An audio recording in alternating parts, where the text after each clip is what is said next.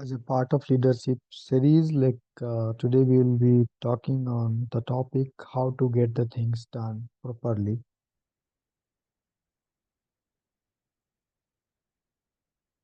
Right. It's a crazy world out there. How do we make sure that we and our teams are getting things done properly? It is about effective implementation, and we provide you with a clear, practical, and powerful tool that you can use straight away to immediately upgrade the way that you get the things done. That is a guarantee. Once you have informed everyone of what to do, that's what we looked at in the last module. It's about then using your communication skill to make sure that the plan is actually implemented properly. Just because you properly communicated it does not mean that it is going to happen. There are five fundamentals to getting anything done properly, and this is an important because you want to make sure that you are minimizing mistakes and maximizing the performance of your team. The five fundamentals are very straightforward. They are what, why, how, who, and then, and when and where. And the region when and where are together is, if we think about physics, we do not have a space, we don't have a space and time, and actually have a space time. You cannot think, you cannot talk about when something happened without actually describing where it is happened and vice versa. So when and where are always synonymous, and we treat them as one concept.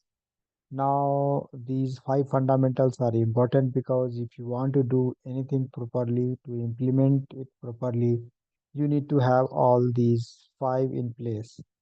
The simple yet powerful framework allows you to focus on the important things rather than getting distracted by trivial details. And this really matters because in today's fast moving and busy world, you do not have time to focus on everything. You instead focus on getting the right things done well. For example, if a football manager is a coaching and their team, they do not have time to worry about every single details. Instead, they focus on what matters. In other words, they are focused on what are the players doing, how are they playing, why are they making the moves the way that they are doing them, who is making which move, and when and where they are making the different moves. That essentially is the essence of what the football coach is focusing on. Of course, there are always other way details that come into play, and sometimes those are important, but without having those five fundamentals in place, nothing can work. So always make sure that you get those in first place first. In summary, to get the done properly, everyone in your team needs to know what is happening and why it is happening, how to do it, who is doing it, and when and where. For example, let's imagine that you are leading a team to build a new kind of television. What is the team doing? They are building a new kind of television, but let's be specific here. Why are they building a new kind of television? They are building it because they want to ensure that families can enjoy big HD movies for an affordable price. So that's why the development. How are they going to build the television? There is a 6 month development plan, and who is going to take the different responsibility? Those need to be assigned. You need to make sure that everyone knows who is doing what, and then finally, when and where are the different activities going to happen? Are they going to happen on the factory floor? Are they going to happen in an off-site meeting room, etc., etc.? I think you can see that all the five of these need to be in place in order to be able to build a successful television or indeed anything else. So thou it's a very simple framework. Don't be by it. deceived to think that this is an easy to implement. That's why we have this framework for you, which we call this the five fundamental framework, because it guides you in building your awareness of what the actual situation is. And the key television here is to recognize that there is a difference between should be happening and what actually is happening. Because if we think about it, and you might be clear about what should be happening, but there is a difference between that and what is actually happening is in reality. To further make things a little more challenging, it is not just about you. You need to know what is happening, but then the other person on the team needs to know what is happening as well.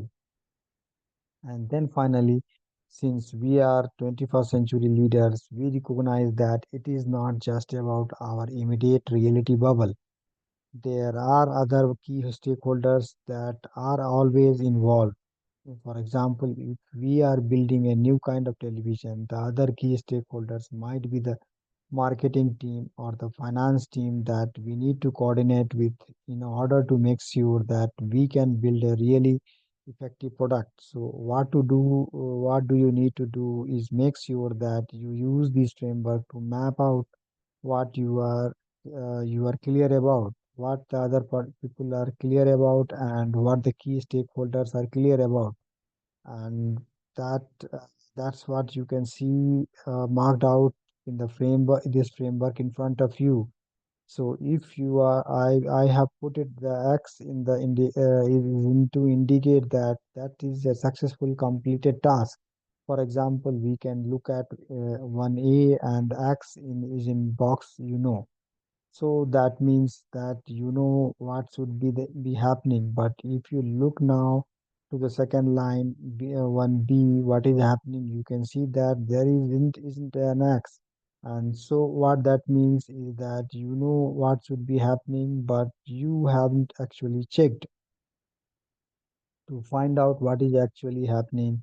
And this is really important because it allows you to be aware of your own assumptions and address them, because it's okay to not necessarily know all the time what is happening, and you cannot find out every detail, but you need to be aware that you are not making that you are not engaged with the true reality, and that may be that that's something that you should address. On the other hand, if we look to the next column, they know, that refer for your team, your team know what is happening, but because you haven't clearly explained what is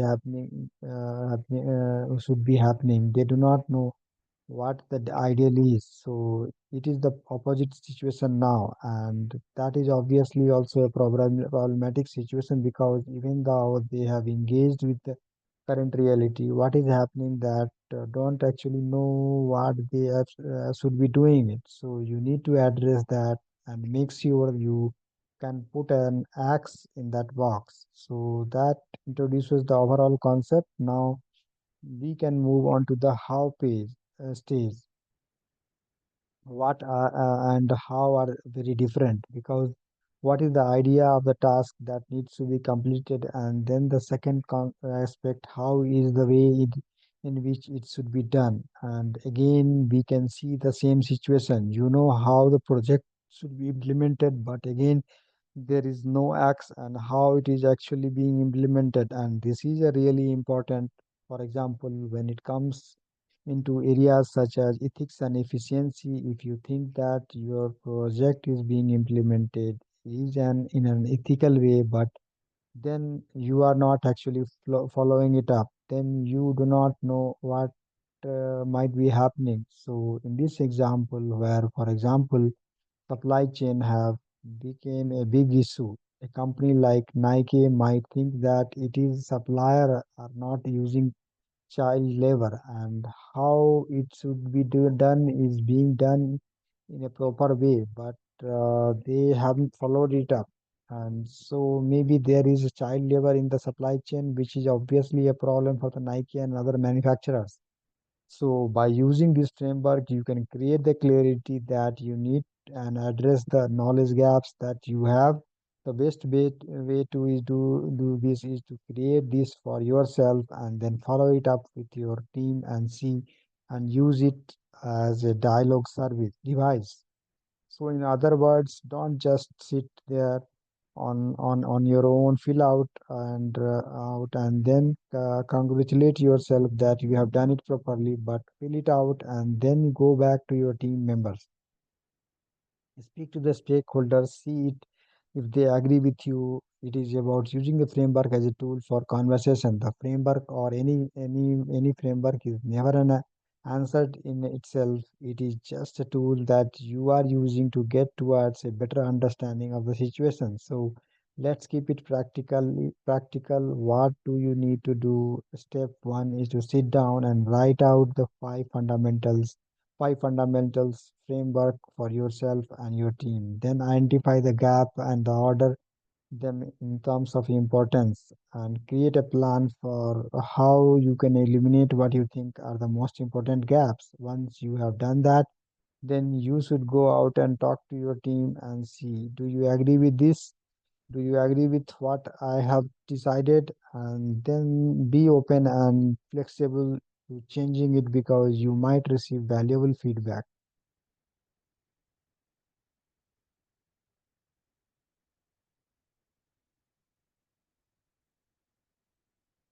Summary, what have we learned in this module? We have learned that it's a busy world and way to cope with all the overwhelming complexity is to focus on the five fundamentals that drive every essential project: what, why, how, who, when, and where. And the side notes, it is important to remember that details matter, so be clear about what details you need to know in order to make sure that the project is can be successfully. Don't operate into superficial level when you need to drill down to the important details. And then finally, point number three, you need to make sure that the fundamentals are clear to all so that you can reduce the mistakes and assumptions that happen in your team. And that's where you should use the five fundamental framework to create conversation with an important people in your team and your stakeholders to make sure you have that clarity. That way you can make sure that projects are really well implemented.